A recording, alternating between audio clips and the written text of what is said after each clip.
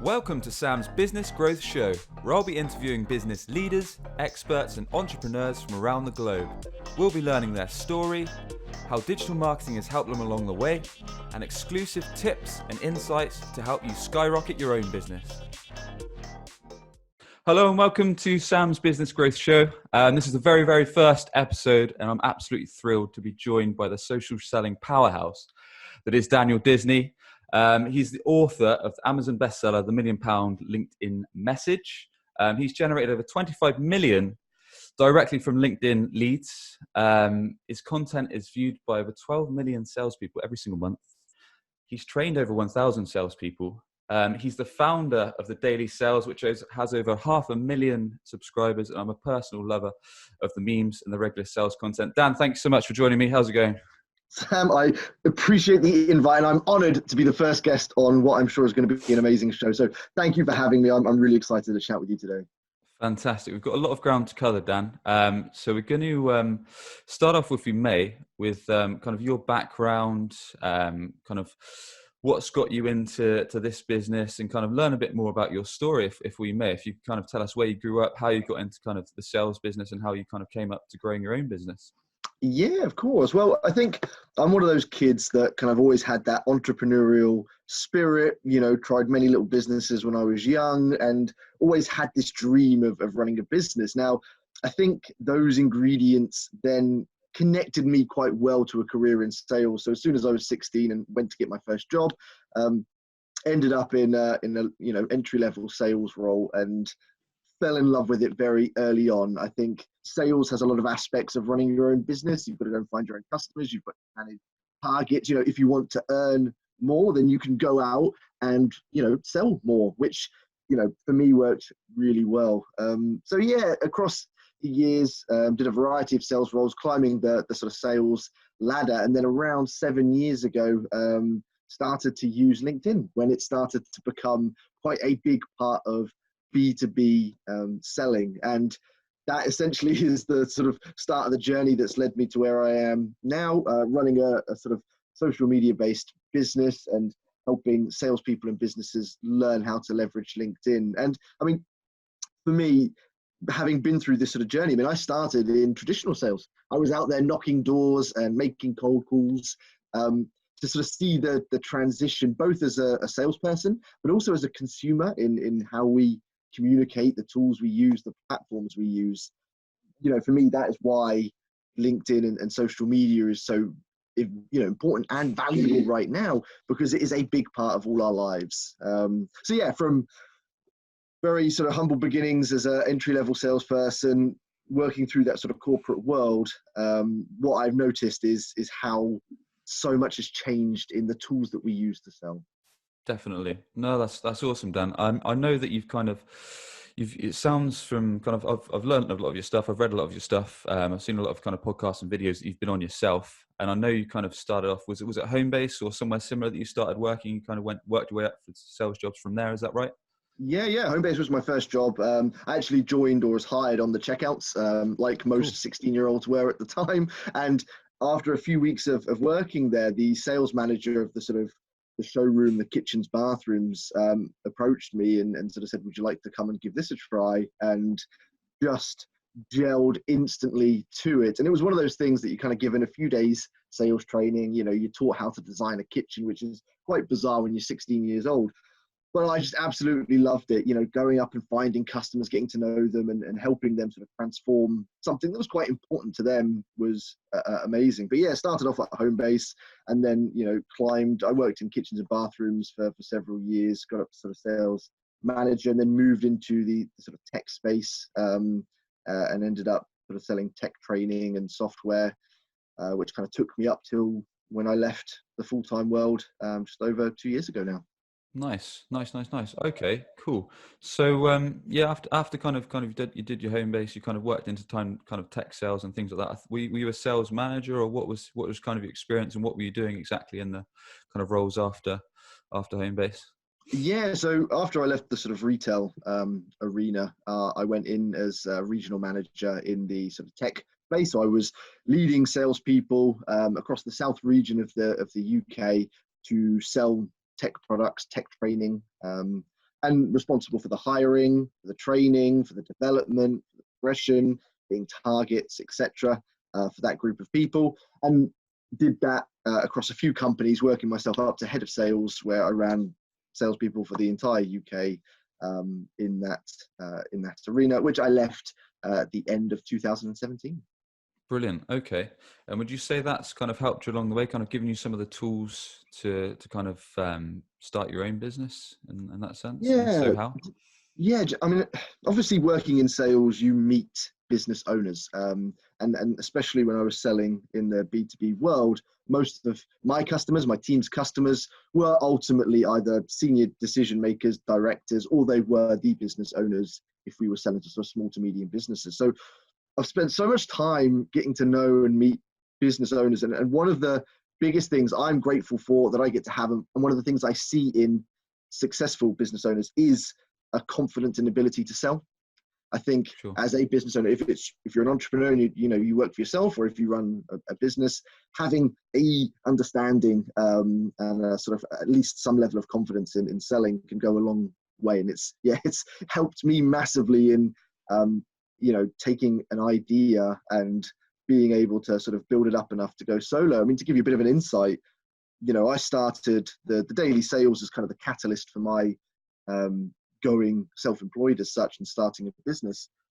When I sort of set that up, I mean, I had 2 young kids at the time and a partner, and had it been 10 years ago without those responsibilities, it would have been a lot easier for me to take more of a risk and quit a full-time job that was well paid and company car and all that wonderful stuff, and start a business. But I had a lot of responsibilities, so before I could even really consider quitting my job, I had to make sure I had business ready to go. I had an income source for at least a set period of time to offset some of that risk. So I spent 6 months, probably the most intense selling I've ever done in my entire career, trying to build at least 12 months worth of business. So I knew from the day I went sort of solo that at least for a year I had enough income secure, so that worst case, if it didn't pan out, that I'd have enough time to go and get another job. But it just provided that security. So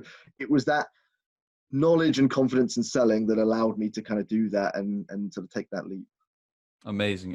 Well, that's kind of all what this show's about, Dan. We want to kind of help business owners or people involved in business help learn to grow their business, help them kind of learn how they can utilize digital to help them along the way, and kind of give them all the skills and tips from kind of experts just like yourself. So that's really cool to learn. So in terms of was the daily sales kind of your first solo venture, Dan? Was that kind of your first kind of leap into your own business? Yeah, I guess it's what they call a side hustle. So I set this up while I was working full-time as sales manager and eventually head of sales, which is challenging when, I mean, my job was Monday to Friday, 6 in the morning till 6, 7 in the evening. Then it's home, you've got kids and other things to do. So this was really late evenings, weekends that I sort of invested in building this up. But yeah, it was an idea. I mean, I've worked in sales, all my working career, and it's the one thing I am really sadly passionate about and I enjoy. Oh, me too. And what I realized after a couple of years of using LinkedIn was that there was some good sales content here and there, but there wasn't really a sort of set place you could go to see it. So the concept behind the daily sales was to try and create a channel, a platform. Salespeople could go, they could follow, they could subscribe, and every day there would be good sales content that would come out that would, educate them, motivate them, entertain them. And yeah, I mean, the sort of big light bulb happened. I was sat on my sofa one evening, really, all the ideas kind of came together. Downloaded a logo creator app on my phone. Created the logo, the same logo that exists to this day. Created the logo, set up the social media pages across LinkedIn, Facebook, Twitter, and Instagram. Spent about an hour building a website on Wix for free. And yeah, within a few hours, essentially the business was up and running. And that was then, I guess, where the hard work really started, because I had a totally unknown, brand new brand. I knew what the vision was, but I had to get it out there. And the kind of key for me was content. sharing content every single day. And yeah, for the first year, that was graft. It was, every day putting out new, good, engaging content. And from day one to the end of the first year, we accumulated 100,000 followers, and Amazing. Okay. that was a big advantage as a sort of a new business. Definitely. Okay. So, yeah, I mean, me and all my colleagues are huge fans of the Daily Sales. We're constantly sharing sales memes across the day and Skype and just cheering each other up. And no, we love it. So what kind of gave you the idea to actually create it? Kind of, were you just kind of messing around with memes one day and just kind of thought this could catch on? And was it something like Yeah, that? it's exactly that. I was sort of at the time, I mean, this was sort of 2015. So, memes were growing in their popularity. They've become quite a cult type of thing now, really, where it's just, they're everywhere. But sort of back then, they were starting to get quite heavy on Facebook. And I don't know, one day I just kind of thought, oh, wouldn't it be funny if there was a sales type meme? I saw these memes for different industries, a couple of recruitment memes popped up. I just kind of thought, it'd be funny to make one for sales, for sort of a sales scenario. And then the first one I did, you might not be able to see it on the camera, it's the one from Dumb and Dumber where he sort of says, so you're telling me there's a chance. And my instant sort of idea in the head was, it's like where a lot of salespeople, the prospects will tell them, give me a call back in 6 months or 9 months or a year. And there's always a few salespeople that are like, so you're telling me there's a chance. They think that's a good thing, not the sort of reality that they're just Yeah. you. And what kind of struck me was I'd been writing a few blogs, sharing a few posts on LinkedIn, and they did all right, maybe anything up to 100 likes, which was good. I put that meme out and it got shy of 1,000 likes, which was just Big. insane. And that's what made me kind of realize the different tones that people want to see on social media. And, LinkedIn at that time, especially, even still now, is kind of seen as a stuffy professional social network. The reality is the users want a bit of light content. They want some entertainment. They want some humor alongside the professional stuff as well. Excellent. So, yeah, you kind of started off, put these memes, kind of got some real good traction on LinkedIn by the sound of it. One of those memes getting kind of 5,000 plus likes, and then I guess it kind of took off from there, really, because like you said, you carried on your previous stage of kind of 6 months or so, kind of building up an accumulation of customers and making sure you've got some revenue behind you to fund this new business, and then kind of it went from there. How did you manage to kind of monetize the business, Dan? How did you go about kind of getting that side of things started? Yeah, it was one of the biggest challenges. With a social media type based business, you've got two options. You charge the user, the follower, the subscriber, which, given how much free content's out there, is a tricky model to go down. The alternative is to then look at capitalizing on helping companies reach the audience that you're generating. So I went down the sort of partnership advertising route and just looked for companies that were selling to salespeople, because at the time that I really started to source advertisers, there are about 150,000 followers. So there's 150,000 salespeople there. Any company selling to salespeople, whether it's a CRM, sales training, sales software, that's a really juicy group of people and highly engaged because it's social media. It's not like someone watching a video or reading an ebook, for example. This is social media. People are active.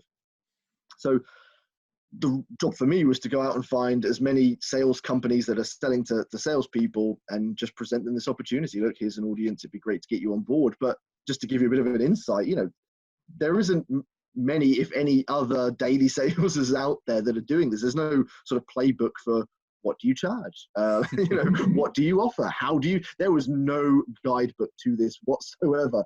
So it really was a sort of a learn as you go, and learning a whole new vertical. I started to sell to marketing people within those sales companies, and that wasn't something that I knew at the time. So Of course, learning their language, their lingo, and just sort of building something that was right for them. Excellent. Okay, so in terms of kind of how you found kind of the customers for your business, was a lot of it kind of graft in the sense that you had to do cold outreach, so cold calling, cold email, things like that, reaching out on LinkedIn, or did some of it kind of come inbound through the content that you were putting out, so the LinkedIn was kind of paying for itself, that kind of thing? Was it a mixture? Or? I would have loved if there was a lot of inbound, and you would have thought it's one of the assumptions people make. 150,000 followers at the time. Surely you must have people coming to you. Zero of it was inbound. Well, Everything I had to go out and generate, and it wasn't even one of those easy ones where you go up to a company and you say, "Look, I've got 150,000, salespeople following the page," and they're like, "Great, we want to do it." It was a hard sell because at the time, and it's still the case, companies are used to spending their marketing budget going to trade shows, having stands, putting money into a social media audience is still unknown, was a lot more unknown back then. So yeah, it was all outbound. And I live and breathe what I am very passionate about, which is social selling. Everything I did was done through social media. It wasn't through cold calling or traditional. Yeah, I used the phone when sort of warm meetings were booked, but certainly weren't cold dialing like I had done for sort of a lot of my career. It was all done through going onto LinkedIn, looking for companies that are selling to salespeople, finding people in the marketing department, connecting with them, sending messages, trying to open a door where we can have a conversation, whether that's via email, LinkedIn Messenger, or a Skype call. Having those conversations, talking to them about the opportunities and kind of, what options were there, and then working to build those relationships up to a point where they're ready to commit. And then the next challenge is obviously delivering on what you're promising and then building on those relationships. And a lot of the partners that I had from day one are still partners now. Amazing. Okay. Well, that's really good to know. And that's kind of useful advice for anyone kind of starting their own business on how effective social can actually be. I don't want to take too much of a U-turn. I don't want to kind of spin the old cold calling versus social selling out in this podcast. But what I do want to talk about is there's a lot of debate, especially on LinkedIn, where kind of people are saying, put out the content, like on people's posts, comment on people's posts, and you'll get the inbound leads. Now, personally, I do a bit of everything. I do some cold calling. I do a lot of LinkedIn outreach. I put out a lot of content. I try and give value where I can. But do you think one thing's better than the other? And when I say one thing, I mean kind of doing your own posts, commenting on people's posts, etc., or DMing decision makers, for example, offering them value and getting leads that way. Which is best? Is it both? What should people be doing as a business owner? So there is no best anymore, and it would be easy. It would be great to go and say, yeah, just do this one thing and you'll win.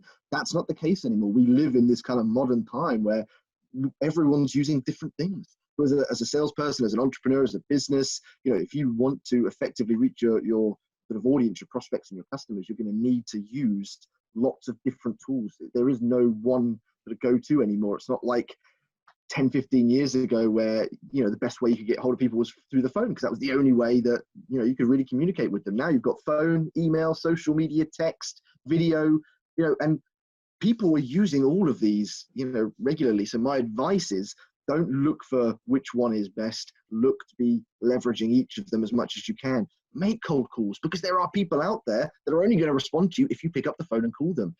Connect with them on LinkedIn. There are people that are more likely to engage with you if you send them a LinkedIn message or you do LinkedIn properly. Do content, start to look at leveraging video. These are the kind of platforms you want to be using as effectively as possible. But the key is, and you kind of mentioned this, it's about doing it right. A lot of salespeople, entrepreneurs, they look at these platforms and they look at sales in perhaps the wrong way, where it's, right, I'm just going to pitch my products. I'm going to spray and pray. I'm going to make as many calls as I can. I'm going to send as many messages as I can.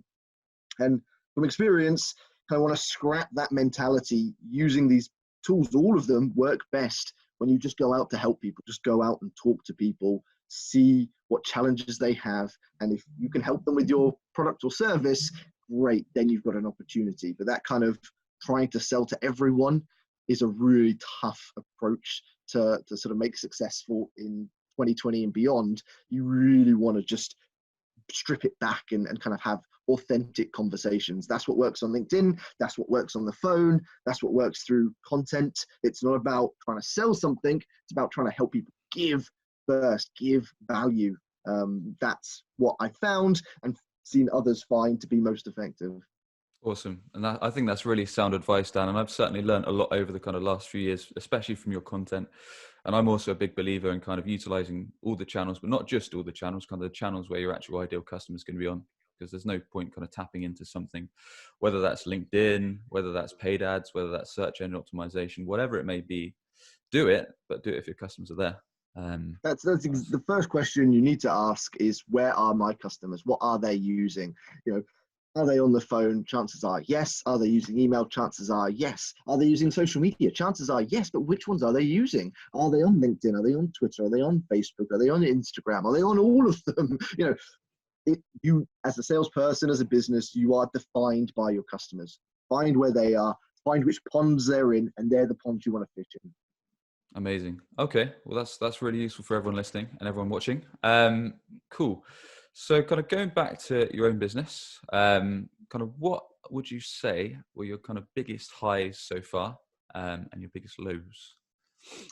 Good question. Do you know what? My biggest high is the fact that I am running a business that I've created. I hope other entrepreneurs will kind of, you know, relate to this, but to have kind of built something from scratch and turned it into a sort of growing business, for me, is just the biggest high. It's something I've wanted to do since as early as I can physically remember. You know, I've wanted to be doing this, and to be in that position now is, you know, I'm very humble and grateful for that. So that's my biggest high from a sort of a business perspective.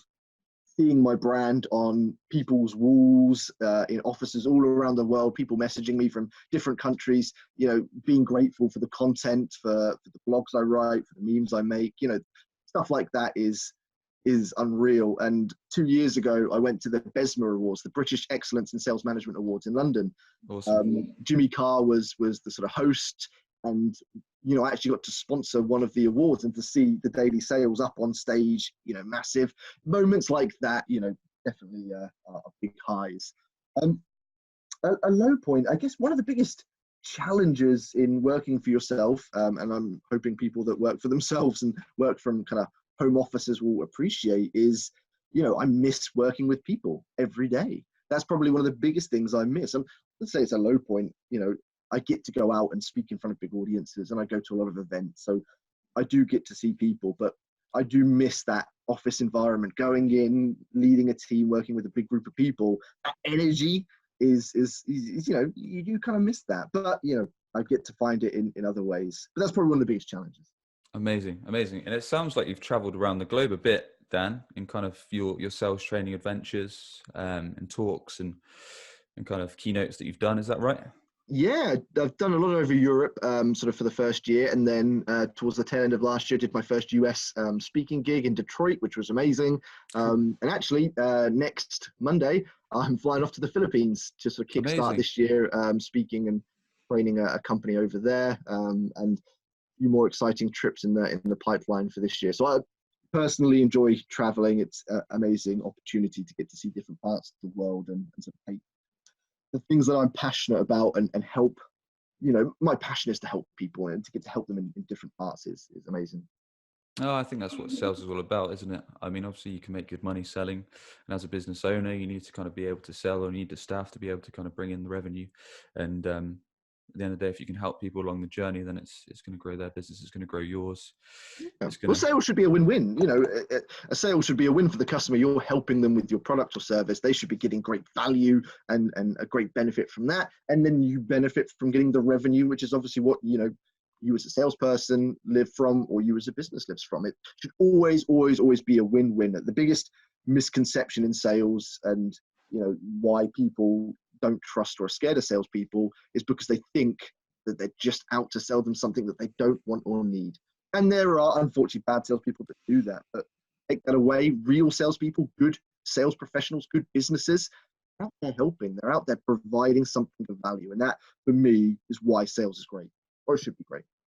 Exactly, and I agree. I personally, I wouldn't want to be kind of working for a business that I didn't believe the product could actually help people. And I'm sure you're much the same, Dan. I don't think it's got any longevity in it.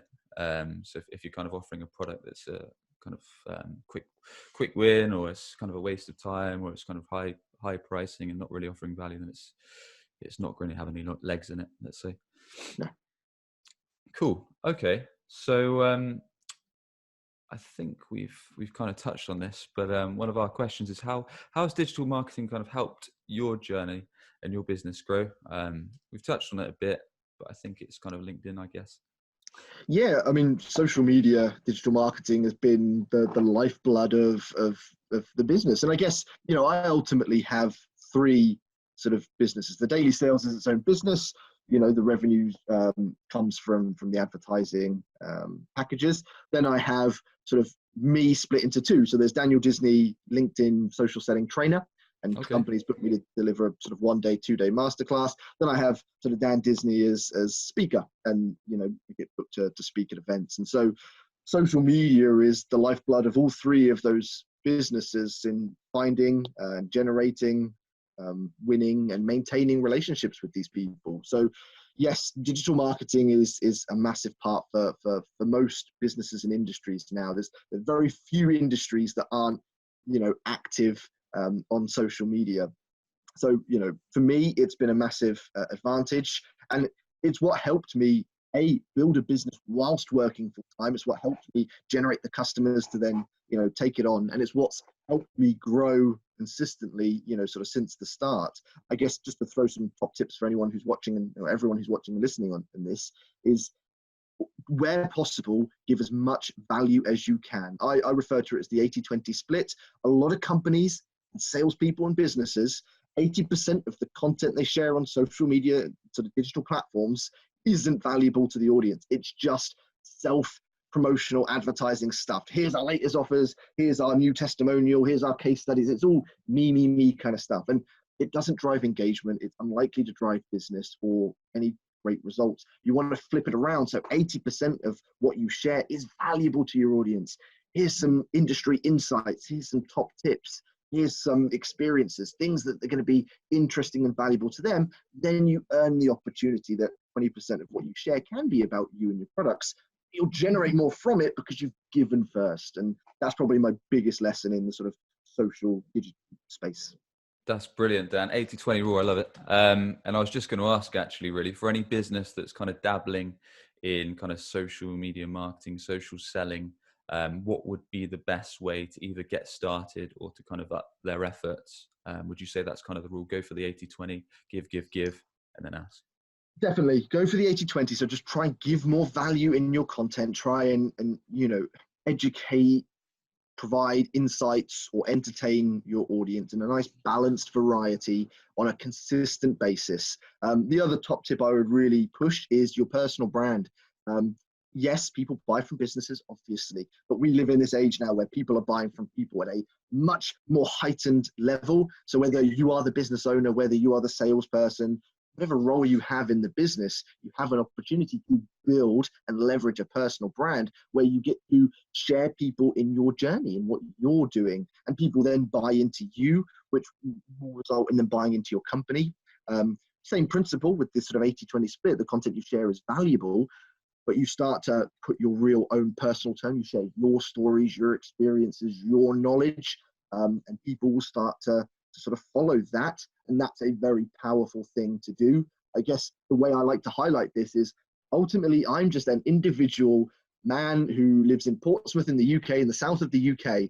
Yet over the last few years, I've been able to build a business brand and a personal brand that's known across the world. I have customers all around the world. I'm just a single individual from the south of the UK. But the power of social media and personal branding is, I guess, unlimited, really. Definitely. I didn't actually realize you were that close to us, Dan. We're only in Somerset, Yeovil. So we're like half an hour away. It's amazing. We will arrange a beer very soon, Sam. Let's do it, man. Let's do it. I'll be up for it. Okay, cool. So kind of personal branding, for those listening or watching that aren't kind of experienced or don't quite understand what that means, how can someone get started on kind of setting up their own personal brand? Do they do it on LinkedIn? Do they do it on Facebook? Or what's the process of that?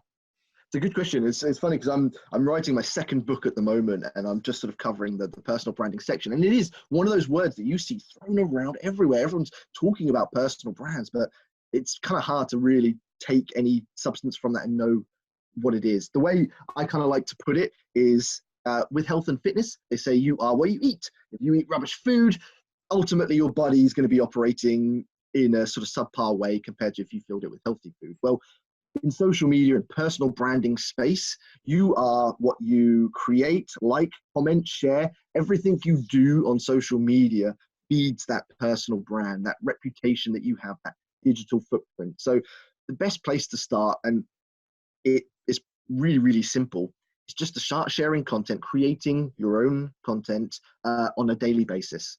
I've seen people come out of nowhere and within just several weeks start to build a following and a personal brand because they simply share content. I'll give you a really quick example. One of the sort of easiest examples I can give of this, there was a sales trainer a couple of years back, zero digital presence, minimal amount of connections of followers. All they did, and all they have done pretty much since, is share a post, write a post, took them 5-10 minutes max every day, 8 a.m., Monday to Friday. That's all they did.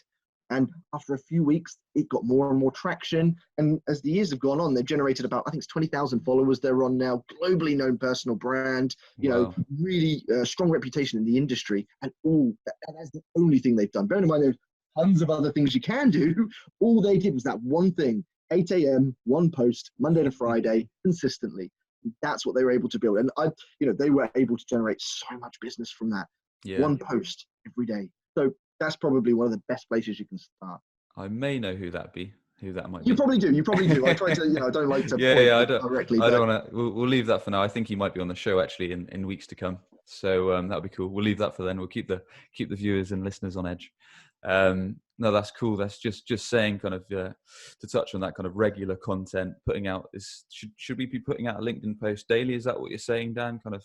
Yeah, and again, go where your customers are. If it's Facebook, Instagram, or Twitter, again, it's just be there every single day. I mean, the timing isn't specific. It doesn't have to be 8 a.m. Find what works best for you. Social media is 24/7 now. There is very minimal times that do better than others because people are just on it consistently. I could post something at 6 a.m., 8 a.m., 10 a.m., 10 p.m. Generally, the numbers are pretty consistent, but just find some sort of pattern. The most important part is to be present every single day. So every day, your name is popping up. Every day, people are getting value from you, and it builds. Excellent. Okay, so kind of getting your name out there, using that 80-20 rule, building up your kind of digital footprint, your personal brand. Doesn't necessarily matter what channel it's on, as long as your customers or your prospective customers are on there, and kind of getting out some quality content. Cool. Okay, no, that's awesome. So, Dan, I think we may know the answer, but what is your favorite digital marketing channel? Yes, it's LinkedIn. Pretty sure you were going to go to that one. It is LinkedIn, and for me, I've gelled very naturally to LinkedIn as a platform. As someone who I'm very professionally passionate, for me, that's the sort of go-to platform. Facebook is very good on a much more personal level. Facebook is about real raw stories. You really open up to deep personal type stuff, and that's kind of one of the most successful ways to leverage Facebook as a business or a brand. Twitter is probably a lot more intellectual when you look at it, a lot more short, fast-paced and snappy kind of stuff. You tend to get a lot of more intellectual industries on there, intellectual type decision makers. And then Instagram is obviously more of images and vanity as such. So for me, LinkedIn is where I've gelled to as a person, but also where a lot of my audience is in the sort of B2B space. So it's kind of been a natural pairing. Okay. And kind of putting kind of digital marketing to one side, is there any advice that you'd give to anyone that actually wants to start a new business or has just started a new business? Any kind of specific tips or tricks that you'd say, look, this is what I'd recommend, or I learned the hard way on this? Yeah, I mean, one of the first things to do is just make sure you are super passionate about whatever it is you want to do.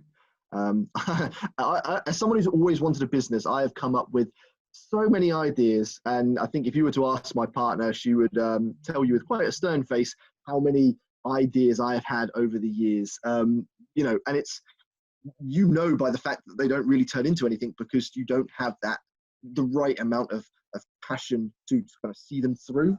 So whatever it is you are going to sell, whether it's a product or service, make sure you are driven. You need to have a raging fire burning within that you want to push that product. And that's what kind of helped me when the daily sales kind of came to fruition, and when eventually as a speaker and a trainer. For me, I mean, it is a roaring passion I have to help salespeople with content, to train people on LinkedIn.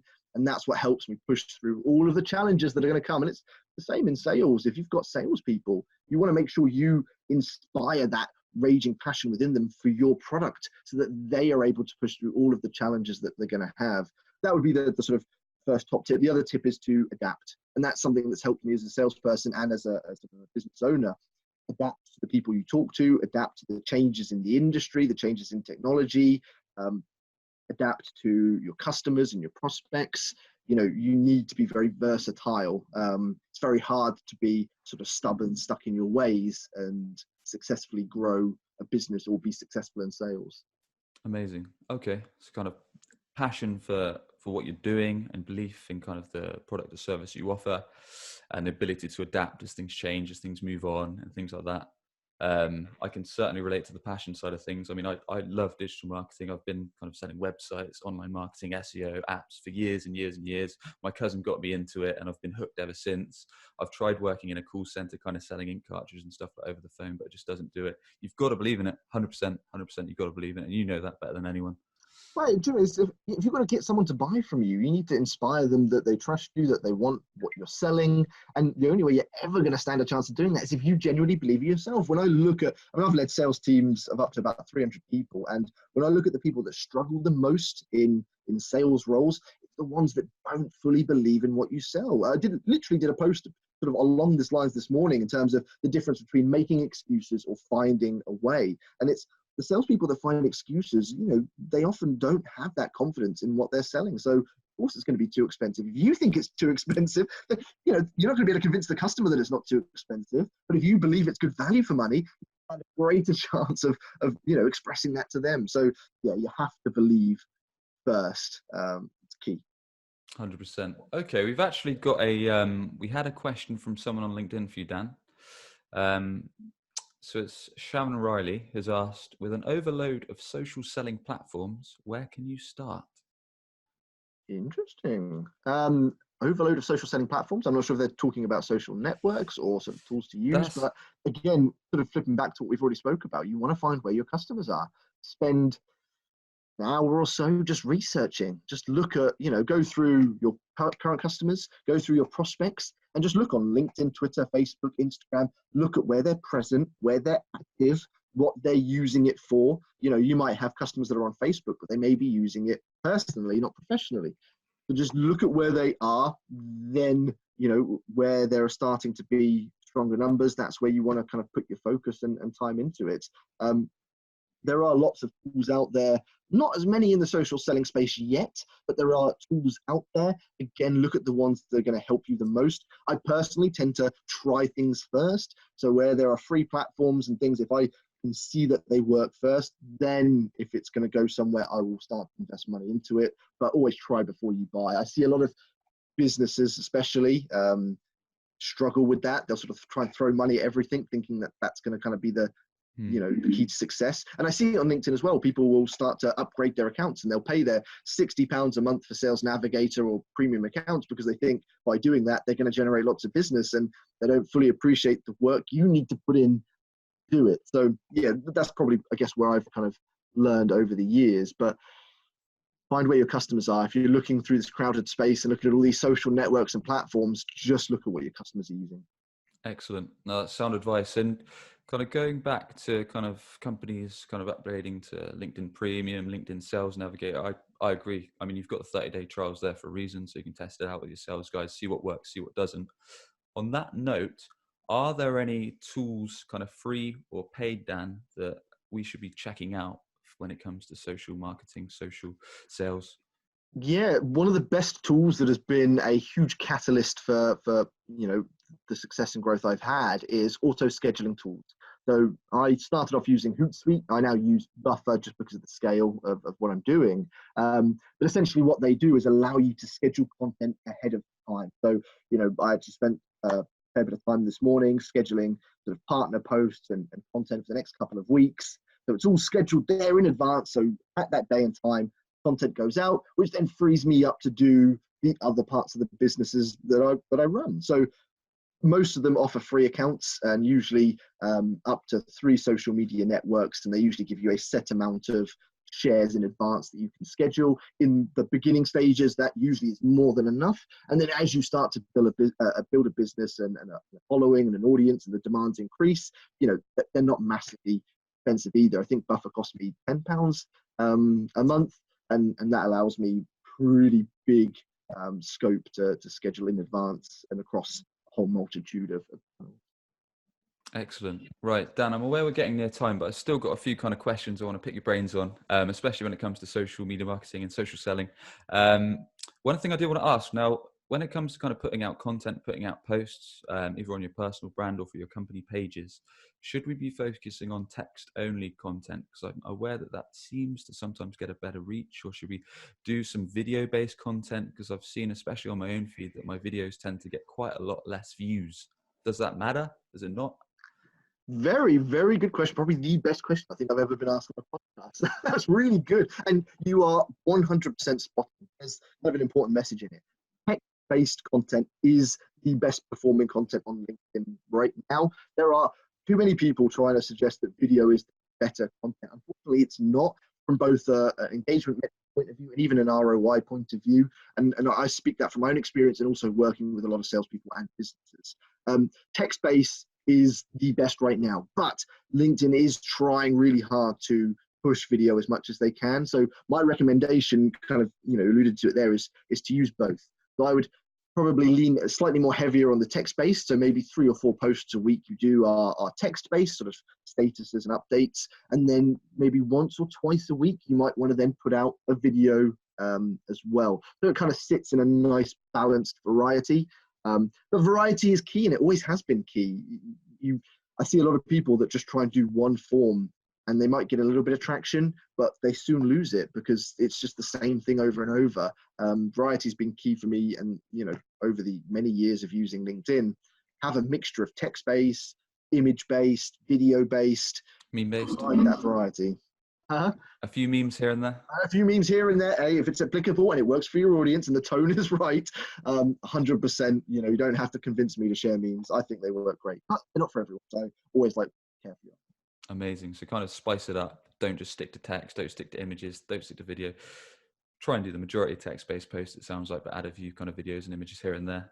Kind of absolutely, it just helps enhance the brand that you're building. And the key thing with social is to let people into your world. It's like opening the curtains, letting people into what you're doing. And text is a great way of doing that, to tell stories. Images is great to show where you are, what you're doing, your environment. Videos are even better because they get to see you and your energy and your body language. All these things are sort of layers that people build up in getting to know you and build those important sort of values of trust and things like that, and respect, that will ultimately be crucial in whether they buy from you.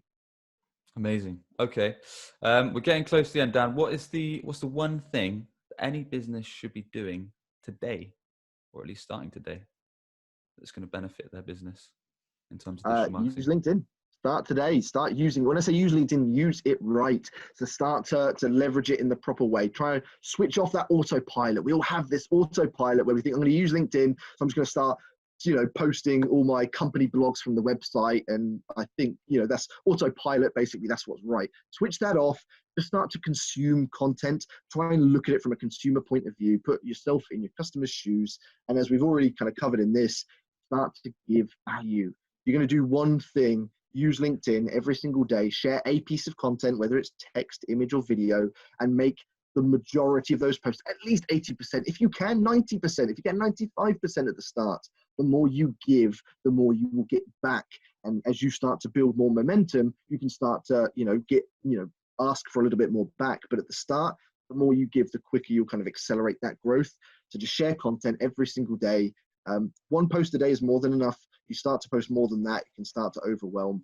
One post of value to your audience and start to let people into your world. Share your stories, your knowledge, your experiences, what you're doing. Let people see and get to know you, and then leverage it to build on those relationships and turn those relationships into valued customers. Fantastic. Amazing. Okay, Dan. Final question that I'm going to ask everyone that comes on this show, and it's going to be, if you could thank just one person, either living or not living, who's had a positive influence on you and your career and your life, who would that be and why? Yeah, it's an easy one for me. So I would thank my Uncle Al. I mention it in the book. He was kind of instrumental in me kind of going into sales, and he was the one who kind of taught me a lot of the core sales lessons that helped me kind of excel throughout my sales career, grow. Fortunately, he passed away just a year before I ventured into the LinkedIn world and started the daily sales and did all of this. And there is no one I would want more right now to be able to see some of the cool stuff I get to do now. But he was instrumental in me getting into sales and getting it right. He was the person who taught me about helping people, about listening, about, being authentic and honest and real, and all those core lessons that helped sculpt me when I was young and, a lot more arrogant and ego driven. He kept me grounded and kind of sculpted me into what I certainly believe sales should be. So yes, he is the person that I would thank. Excellent. Dan, thank you so much for coming on the show. You've been listening to Sam's Business Growth Show, where we interviewed business leaders, experts, and entrepreneurs from around the globe. We found out their story, we found out how they've grown with digital. The show is sponsored by webchoiceuk.com, a results-driven digital marketing, web development, app development company. Dan, before we go, how can people find you? What service can you offer to people? How can you help people? Let's hear it. So I'm on LinkedIn, but I'm on all sort of channels. Just search for Daniel Disney. It's a pretty unique name. My website's danieldisney.net. Obviously, there's the daily sales as well. Look for those sort of pages. The core services I offer. If you've got a sales team or a business, you want to learn how to leverage LinkedIn to its full potential, I'm here to help. Or if you're looking for a speaker to come on stage, then I'm certainly keen to get on and sort of spread those messages. So you'll find me on any of those channels, connect, get in touch. And if there's anything I can do to help, please do let me know. Amazing. Thank you, Dan. We'll speak again soon, I'm sure. Awesome, Sam. Thank you for having me. Cheers, man.